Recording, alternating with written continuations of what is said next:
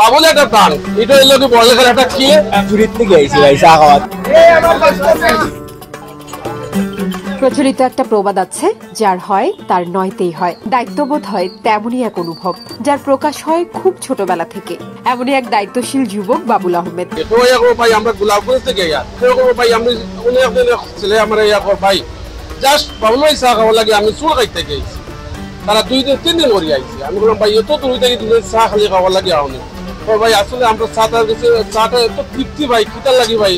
বয়স যখন 11-12, ব্যাগ কাঁধে স্কুলে ছোটার কথা, ঠিক সেই বয়সেই রুজি রুটির বোঝা কাঁধে তুলে নিয়েছিলেন তিনি। এখন বয়স 23। বর্তমানে বেশ সফলভাবেই বাবুল পরিচালনা করছেন তার চায়ের দোকান। মাত্র 250 টাকা নিয়ে 2015-তে যে ব্যবসা তিনি শুরু করেছিলেন, 1 দশকের ব্যবধানেই তা এখন জনপ্রিয়তার তুঙ্গে। আমি এই ব্যবসা মানে আমি চাকরি করতাম, তো বেতন পাইতাম 900 টাকা, মাসে 900 টাকা বেতন পাইতাম। তো মানে দেখলাম 900 টাকা তো ফ্যামিলি চলা যেত না। তো একটা সময় বললাম নিজেতেই কিছু একটা করা লাগবো। তখন চাকরি করে পাই চার দোকান একটা দিতাম, ও দোকান মানে ওটা টাইম দিতাম। দেওয়ার পরে একটা সময় তাই দোকানদারি শাড়ি দিতাম, তাই বিদেশে দিতে গিয়া। তো আমার কইলে হলো দোকান দিলে তুই চলতে পারবে, একটু বালা সুন্দর চা বানাইলে চলতে পারবে। আমিও দেখলাম মানে একটা দোকান দেখি চলতাম পারলে 900 টাকা বেতন পাই আর মাসে হয়তো মানে 2000 টাকা একবার মাসে ঠিক দাম পারবো, ওগুলা কিছু একটা আমার তাতে মাইছে। তো একটা সময় মানে চেষ্টা করে গেলাম আর কি দোকান টাকা বাদে, তো আজ মানে চলতাম বাড়ির ভালো।